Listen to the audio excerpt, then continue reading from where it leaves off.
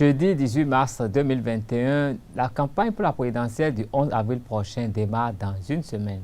Mesdames et messieurs, bonsoir et bienvenue dans cette édition. Les titres. Le président Patrice Talon arrive au terme de son premier quinquennat dans quelques semaines. À l'heure du bilan, la plupart des Béninois se satisfont du travail effectué par son gouvernement.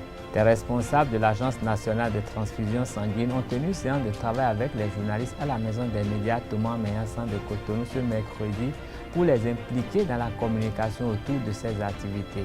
Les détails dans un instant. La Haute Autorité de l'audiovisuel et de la communication a rendu publique la liste des organes de presse écrite légalement enregistrés en République du Bénin ce mardi.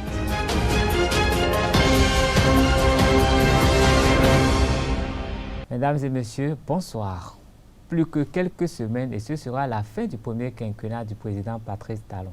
À l'heure du bilan, quelques citoyens du 9e arrondissement de Cotonou se satisfont du travail effectué par son gouvernement. Donc, maintenant, quelle est la participation de nous autres pour que nos enfants et nos arrière-petits-fils soient définitivement libres? C'est ça la question. Les bases que le président de la République est en train de jeter aujourd'hui sont des bases solides. Quand il y a des gens qui sortent de l'argent frauduleusement et qu'on entend « Talon », vous savez ce qui se passe? C'est déjà la peur du gendarme. Un pays pauvre ne peut pas toujours continuer de faire la grève tout le temps. Nous avons été syndicats. J'ai été dans les luttes avec l'honorable Orden sur le campus. Nous savons ce que c'est. C'est pour cela que les réformes sont nécessaires. Monsieur l'adjoint Mohamed Cotonou, c'est vrai que je vous sais de plus en plus réfractaire aux critiques négatives menées de plus en plus par des paresseux et qui ne veulent que pêcher en eau trouble. Mais c'est ça aussi le gage d'un développement, puisque le président de la République, quel que soit ce que vous dites, il s'en fiche, il travaille. Et c'est ce que nous devons faire. Mais le peu de joyaux nous paye Nami, mais de bonne facture, de qualité. Comment est-ce que nous l'exploitons? Le gain dans les routes, les infrastructures, l'éducation, comment est-ce que nous l'exploitons pour nos enfants? S'il vous plaît, si nous sommes sûrs que nous parlons d'avenir pour nos enfants, à partir de nous-mêmes, s'il vous plaît, prenons soin de ce que le président de la République est en train de faire aujourd'hui. Reçu dans l'émission L'invité du dimanche 14 mars dernier sur Ezaré TV, le chargé de mission du président Patrice Talon dans les unités présidentielles de suivi Joachim Adjagwesi a exposé les qualités intellectuelles, morales et sociales du président Patrice Talon. À cette veille de l'élection présidentielle, Joachim Adjagwesi a fait savoir que Patrice Talon est un homme d'État pragmatique et animé d'un désir irrésistible pour faire développer le pays. Suivons un extrait de ses propos. Nous sommes souvent surpris. Quand vous avez affaire, quand il y a séance avec lui, les gens, dans leur propre domaine, sont pris de court. Je dis dans leur propre domaine. C'est quelqu'un qui se cultive dans tous les domaines et qui a des informations précises dans chaque secteur. Je vous dis, des informations précises dans chaque secteur. Et lorsque vous pensez pouvoir le dribbler ou bien vous présenter un dossier où il y a on a glissé des pièges pour... Mais il vous démonte immédiatement. C'est quelqu'un qui veille au gré et qui suit tous les secteurs de la République. Je vous dis, il suit tous les... Quand on va en réunion, mais on est sur la base. Il n'y a pas ce dossier que vous présentez, que vous pensez maîtriser, il va vous sortir des éléments. Vous êtes obligé de reconnaître. Donc, c'est quelqu'un qui, quand il vous confie une mission, il ne vous laisse jamais faire seul. Il met sur vous des équipes que vous connaissez officiellement, mais encore d'autres équipes que vous ne connaissez pas et qui lui rendent compte au fur et à mesure. Nous, par exemple, nous sommes chargés de mission dans les unités présidentielles suivies.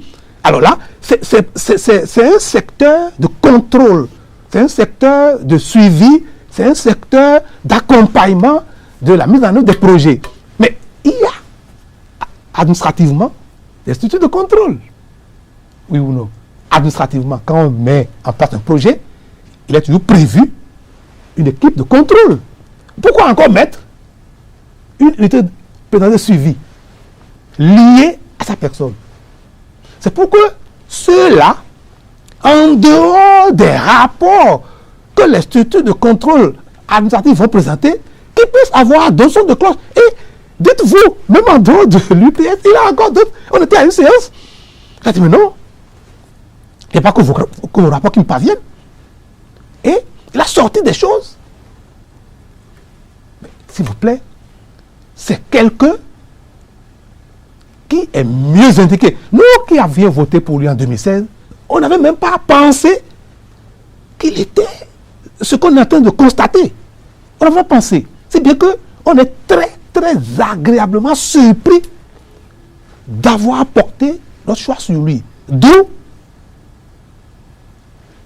l'obligation, la nécessité, eh bien, de le soutenir encore parce que, attention, depuis 1960 à aujourd'hui, nous n'avons pas encore connu un président comme ça. Nous n'avons pas encore connu. Je ne dis pas qu'il est seul. Qui gère avec rigueur, c'est ça. Mais l'extrême rigueur. Mais sur le plan social, est-ce qu'il a des qualités sociales, Patrice Talon? Ce qu'on appelle qualité sociale, c'est la capacité de gérer un groupe, c'est ce que je mettais dedans. Ce n'est pas social, ce que nous n'entendons pas social, on va distribuer. Non, c'est pas ça. Non, c'est pas ça. C'est-à-dire, lors des négociations, savoir négocier avec les partenaires, savoir céder certaines choses et tenir rigueur, rester ferme sur d'autres. C'est des capacités sociales, des capacités managériales. Devant les projets, lors des négociations, savoir céder certaines choses pour sauvegarder l'essentiel pour soi. Vous ne voyez pas les projets qui étaient déjà signés avant lui. Mais il a repris tout. Et mieux, vous voyez, la route des pêches, c'était pas ça. C'est la capacité de revoir les mêmes. Et dites-vous, dans ces négociations, on obtient plus, on dépense moins. Restons avec Joachim Adjagbessi qui expose les capacités managériales du président Patrice Talon. Il illustre son argumentaire avec des réalisations effectuées entre 2016 et 2021. Le poste du président de la République, c'est un poste qui requiert beaucoup de qualités. Il ne suffit pas d'être, disons, d'avoir de compétences intellectuelles et autres pour gérer une nation.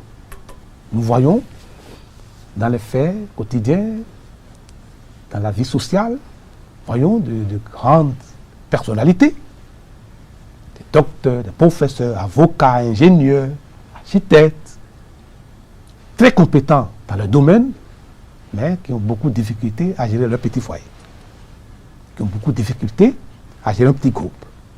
Et souvent, les gens commettent l'erreur en pensant que quelqu'un qui a de grands diplômes, qui est intellectuel, bon, il est mieux placé pour gérer des choses, et on leur confie, et c'est le fiasco total.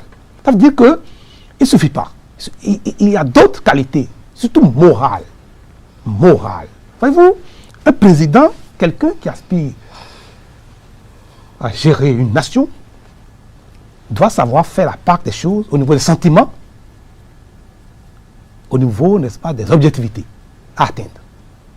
C'est-à-dire ne pas prioriser dans le placement des cadres les intérêts de famille, d'amitié. Un président qui veut vraiment atteindre des objectifs nobles pour sa nation ne peut pas lésiner sur la prise de décision. Donc il faut quelqu'un, un homme de décision. Un homme de décision, c'est qui? C'est celui qui, face à des sujets, à des sujets préoccupants, à des enjeux économiques, prend des décisions sans tenir compte de ses intérêts, ce qu'il gagnera, ce que ses partisans vont y gagner, etc. Non. C'est quelqu'un qui prend des décisions souvent impopulaires. Parce que lorsque vous prenez des décisions qui n'arrangent pas vos partisans, vos amis, vos parents, etc., ceux-là ne vous pardonnent pas.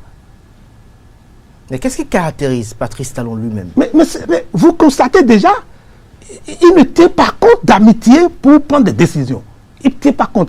Mais quand on observe bien sa gestion, le port, il aurait pu confier ça à un compatriote béninois.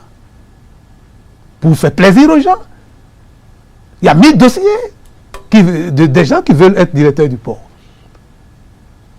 La SBE, etc., etc. Quand on veut atteindre des objectifs, il faut faire fi des aspects partisans, des aspects sentimentaux. Et confier la gestion à ceux qui peuvent le faire pour permettre qu'on atteigne les objectifs. Voyez-vous, le port, quand on le faisait, déjà critiqué, ah non, on a confié le port. Aujourd'hui, vous le savez, il y a seulement une semaine, notre port est classé 6e en Afrique, devançant ainsi la Côte d'Ivoire et le Sénégal, et devient le premier port de l'Afrique francophone de l'Ouest. Premier port, devançant ainsi le port d'Abidjan et du Sénégal. Mais au moment où il le faisait, tout le monde le critiquait. Donc, il faut être un homme de décision. Devant les cas, vous voyez des partisans... Mais nous avons quand même des cadres au Bénin. Est-ce que parmi ces cadres, il n'y en a pas qui peuvent gérer à la hauteur pour qu'on ait les mêmes performances? J'ai déjà dit que les compétences ne suffisent pas. Pas du tout. Si on prenait un Béninois, et il chercherait à protéger les siens, à recruter les partisans, les militants du village. C'est bien que là où il faut recruter 10, on en recrutera 40. Justement, mais quand on confie le port comme on l'a fait, ceux-là ont une obligation de résultat. Puisque dans le contrat, c'est bien spécifié. On peut rompre le contrat à tout moment si nos résultats, nos objectifs ne sont pas atteints. Alors ceux-là, eh bien, ils sont sur la braise. Plutôt que de confier à un membre du parti. Ah non, ce n'est pas l'objectif national qui va le préoccuper. Non. Comment faire pour recruter, eh bien, quelqu'un, le vice-président du parti, le troisième vice-président, le député. Résultat, on prendra des gens qui ne répondent pas au profil. On ne peut donc jamais atteindre de bons objectifs dans ces conditions. Information relative aux médias à présent. Par sa décision numéro 21-013 RAC en date du 16 mars 2021, la Haute Autorité de l'Audiovisuel et de la Communication a rendu publique la liste des journaux et écrits périodiques qui ont une existence légale au Bénin. 81 quotidiens, 8 hebdomadaires et 4 bi-hebdomadaires ont une existence légale à la date du 2 mars 2021 et peuvent jusqu'à nouvel ordre faire l'objet de revues de presse ou de titres sur les antennes des radiodiffusions sonores et télévisions nationales installées au Bénin, a indiqué la RAC. Les quotidiens et écrits périodiques cités sont astreints à faire le dépôt légal et à mettre leurs enseignes devant leur siège et à informer de tout changement de siège ou de directeur de publication ou même d'imprimerie. Le tribunal de première instance de première classe de Cotonou a condamné ce mardi 16 mars 2021 2 hommes à une peine de 12 mois d'emprisonnement ferme. Les mises en cause ont été surpris en pleine nuit en train de siphonner le gasoil contenu dans le groupe électrogène du tribunal. Selon Frisson Radio, ces 2 hommes ont réussi à remplir 4 bidons de 25 litres. Il s'agit des garagistes de circonstance installés dans l'enceinte du tribunal et qui offrent des services de lavage de véhicules à certains magistrats et avocats moyennant quelques pièces d'argent. Une activité qui leur a permis de commettre leur forfait. Information relative à la santé, l'Agence nationale pour la transfusion sanguine ANTS a rencontré les hommes de médias à la Maison des médias Thomas Meillansan de Cotonou hier mercredi 17 mars. L'objectif de cette séance est d'aguerrir les journalistes et leur faire comprendre le fonctionnement de cette institution et ses besoins pour savoir mieux aborder les questions y afférentes. Les représentants de l'ANTS ont présenté à l'occasion les conditions pour garantir une bonne collecte du liquide vital.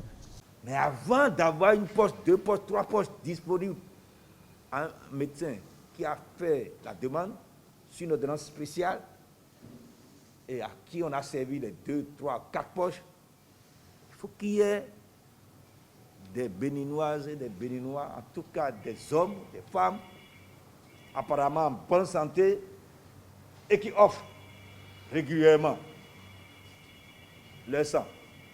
L'homme en a 5 à 6 litres en circulation, 5 000 à 6 000 millilitres en circulation. On lui demande, dans nos postes stériles, à usage unique, contenant un anticoagulant de quelques 20 millilitres, sur lequel on prélève 350, 400, 420 millilitres maximum pour remplir la poche dont le volume n'excède pas 450 millilitres. Et cette poche mélangée avec l'anticoagulant, ça permet la conservation pendant 30 jours. Selon l'anticoagulant, 30 à 45 jours, selon l'anticoagulant, la durée de conservation dans un frigo que nous appelons vraiment la banque de sang, entre 2, 4 à 6, 8 degrés maximum, pour être bien conservé pendant 30 à 42 jours sur l'anticoagulant que nous avons à l'intérieur. Mais souvent, la poche ne reste pas 2 jours, 3 jours. La demande est là, ça sort au fur et à mesure que c'est arrivé. Donc, il y a des hommes et des femmes qui travaillent tous les jours, 24 heures sur 24. La banque de sang ne ferme jamais. Ça travaille permanemment. La demande est là, les gens sont des fois là en attente, assis, attendant qu'on termine le travail qu'on envoie, qu'on distribue. Donc c'est un travail de chaîne terrible.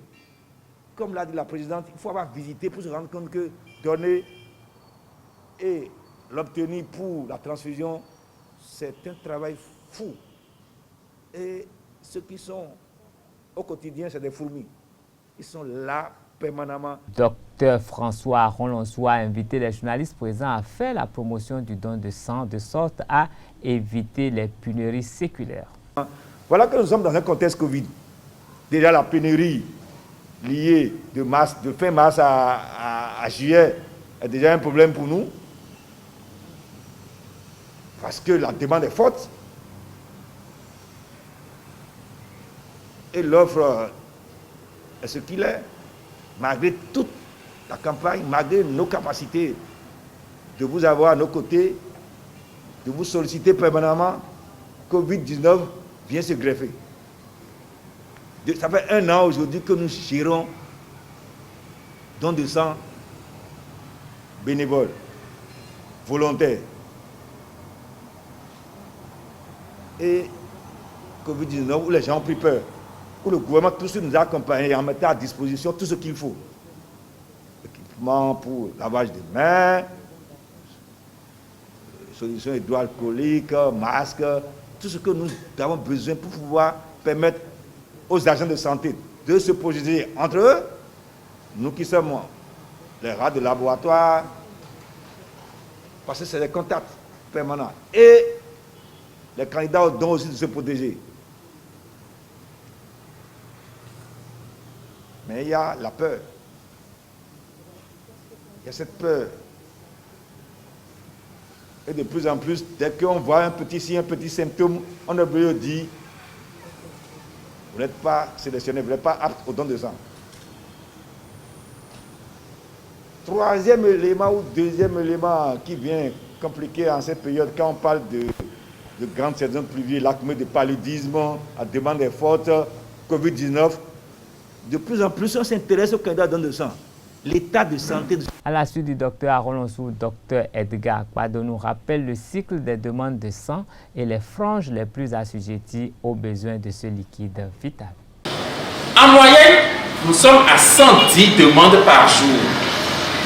Je dis bien 110 demandes par jour.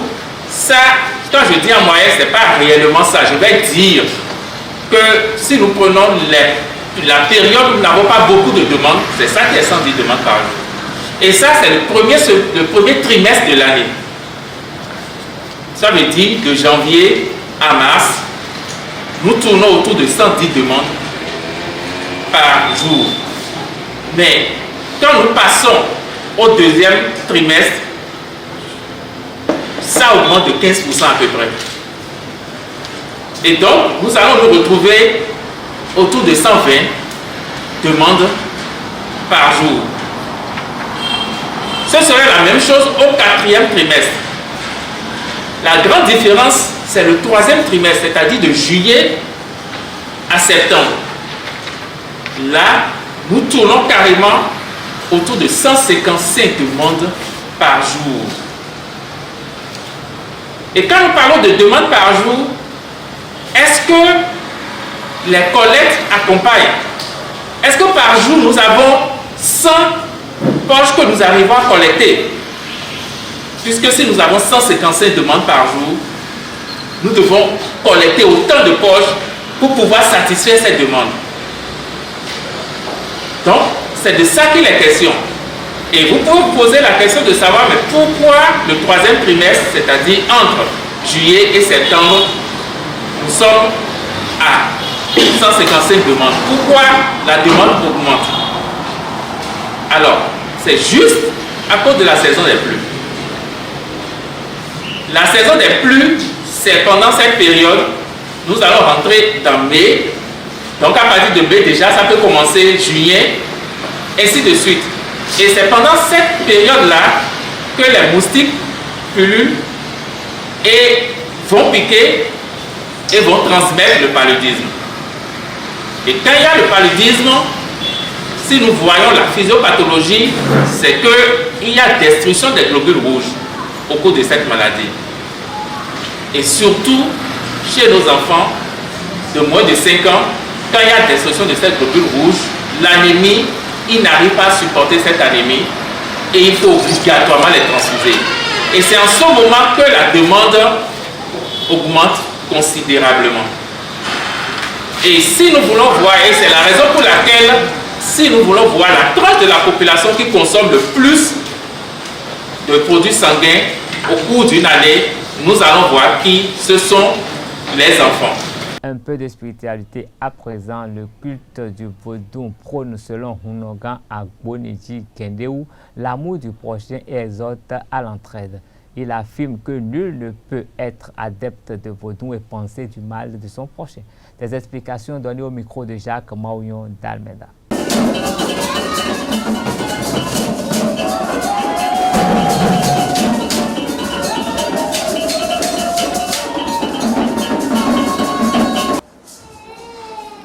Vaudou, nous jouons. Vaudou, nous jouons. Nous avons vaudou d'arroi, nous limitons vaudou.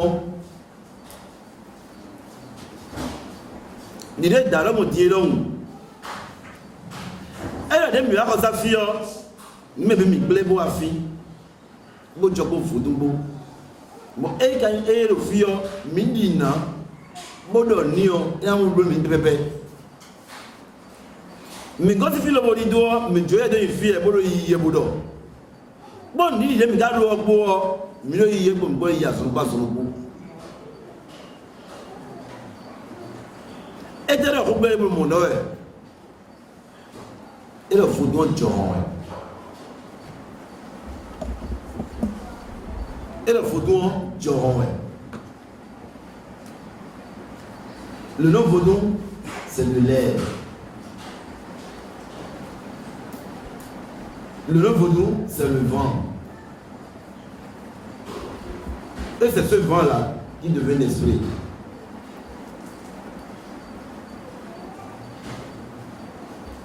Jean-Renio, et là, vous avez un bouton, vous avez un bouton. Vous avez un bouton, vous avez un bouton. Et na CA, et na Boa, comment tourner? Jean-Renio, quand vous avez dit de moi, mon dimanche, Vaudou n'est pas Dieu. Dieu a pas, Vaudou a pas. Vaudou, c'est un messager de Dieu. Vaudou, c'est un messager de Dieu. Vaudou, un pays de Maudon. Vaudou, un pays de Maudon. Bon, nous avons un pays de Maudon, et nous avons un Maudon comme ça sur le bout.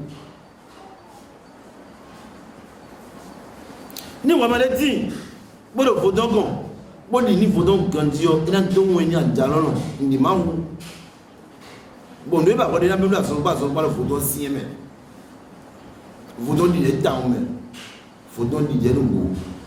Ou alors, il y a des gens qui ont dit les nouilles.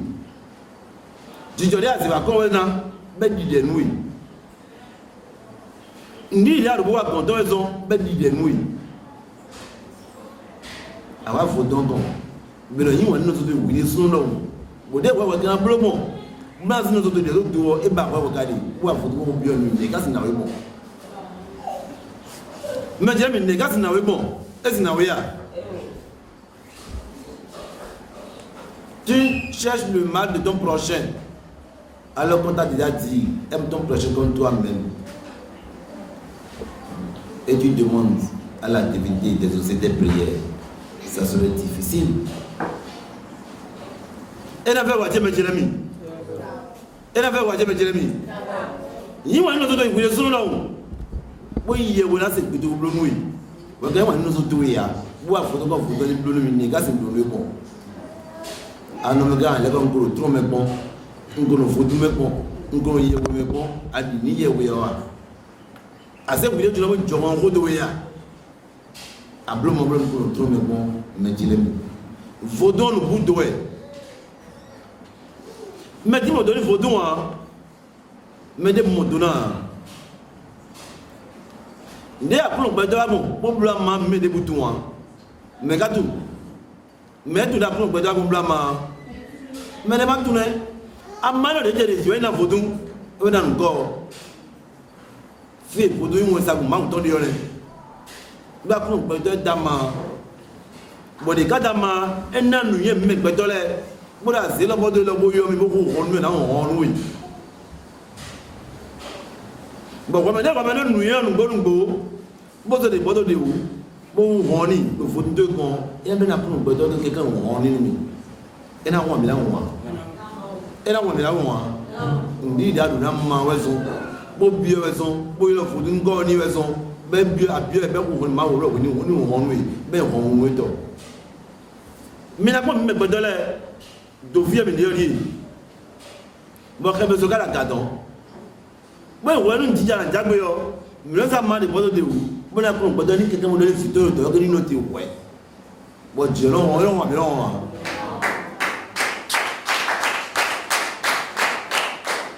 mi ma mo ene mi ma to fi ni yo ne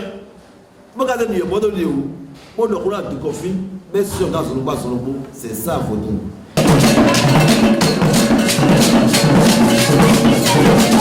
La page sport de cette édition. À quelques semaines du Gala international de boxe arabe dénommé Grand Prix de Russie 2021, Eric Richard Ella Bekale, le président de l'instance de gestion de la discipline en Afrique, a exposé les enjeux et attentes du continent à cette compétition lors d'une interview accordée à une télévision camerounaise. Les attentes de l'Afrique sont énormes suite à ce gala. On a des attentes sportives, on a des attentes économiques et des attentes sociales. Donc elles sont énormes, ces attentes. Les enjeux économiques de l'Afrique sont énormes suite à ce gala. Je dirais même les enjeux politiques, parce que nous allons ramener un maximum de ministres des sports des différents pays africains qui viennent sur invitation, et tout est pris en charge par la Fédération internationale de boxe arabe. Nous avons amené des parlementaires qui vont pouvoir discuter avec des parlementaires russes. Nous avons amené un maximum d'hommes d'affaires africains qui pourront tisser des partenariats et se faire financer. Donc c'est pour dire quand même que les enjeux économiques, politiques et sociaux sont énormes.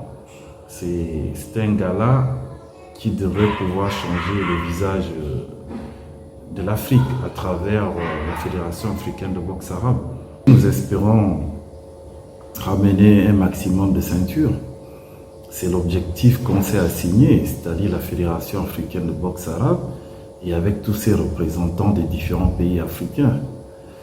Aujourd'hui, la donne a changé au niveau de l'état d'esprit chez nous les Africains. Avant, on participait aux compétitions internationales pour faire bonne figure, ou presque de la figuration.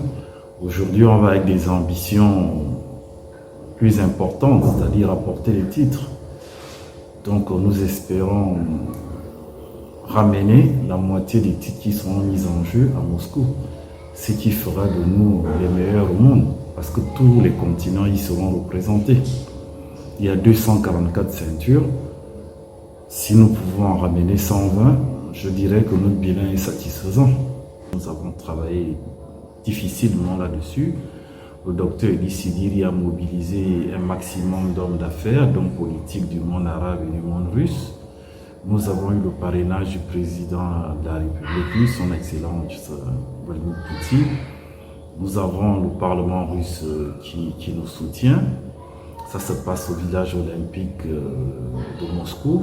Donc toutes les conditions sont mises en place de façon à ce que tous les aspects et tous les domaines que nous avons visés, nous puissions atteindre les objectifs que nous sommes assignés. Restons avec le président Eric qui lève un coin de voile sur la genèse et les ambitions de la Fédération africaine de boxe arabe.